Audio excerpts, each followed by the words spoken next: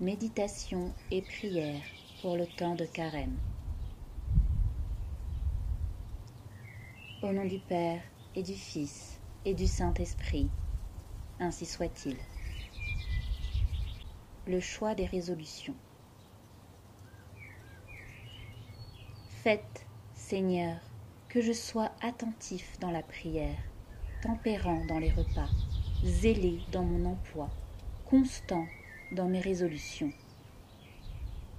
Que je m'applique à avoir un cœur pur, un extérieur modeste, une conversation édifiante et une conduite régulière. Lecture du livre d'Isaïe. Vous invoquerez le Seigneur et il vous exaucera. Vous crierez et il dira, voici que je suis miséricordieux, moi, le Seigneur votre Dieu. Notre Seigneur se laissera toucher si nous accomplissons pendant ce carême les 3 œuvres indispensables que les Saintes Écritures rappellent en ces jours: la prière, le jeûne et l'aumône. Pour simplifier, nous parlerons plutôt de prière, de pénitence et du prochain à secourir.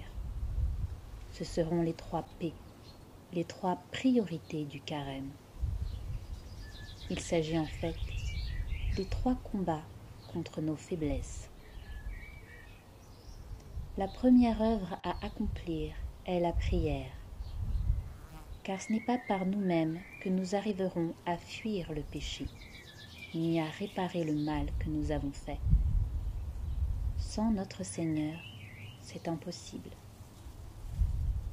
Le carême est le moment opportun pour lui demander de changer notre cœur et de nous apprendre à voir, à aimer les personnes et les choses, comme il les voit et les aime. La deuxième œuvre prescrite par l'Église est la pénitence.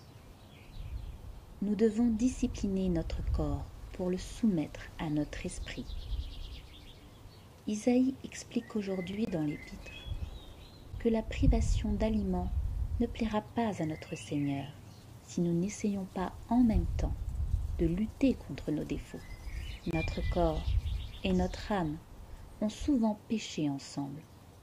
Ils doivent réparer ensemble. Enfin, la 3e œuvre à effectuer concerne notre prochain. Si la prière regarde nos devoirs envers Dieu, si la pénitence a trait à nos devoirs envers nous-mêmes, la charité fraternelle désigne nos devoirs envers le prochain. Nous n'avons peut-être pas d'argent, mais nous comprenons bien qu'il n'y a pas que l'argent que nous pouvons partager avec les autres.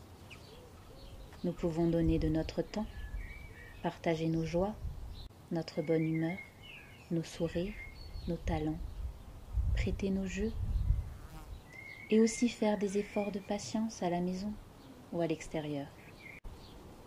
Oui, Seigneur, apprenez-nous à être toujours plus généreux et patients.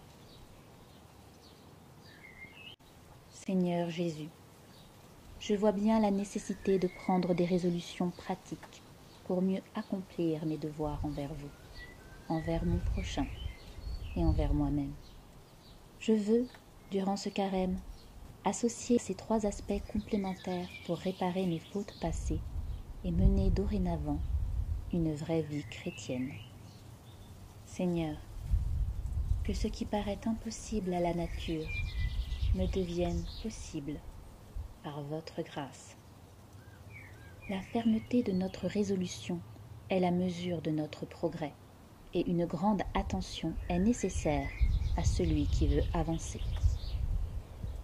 Se priver une fois par jour de quelque chose qui nous attire, nourriture, vin et autres accommodements de confort.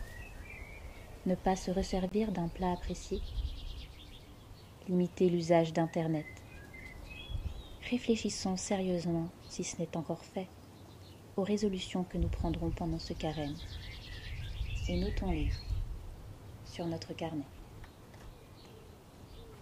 Au nom du Père, et du Fils, et du Saint-Esprit. Ainsi soit-il.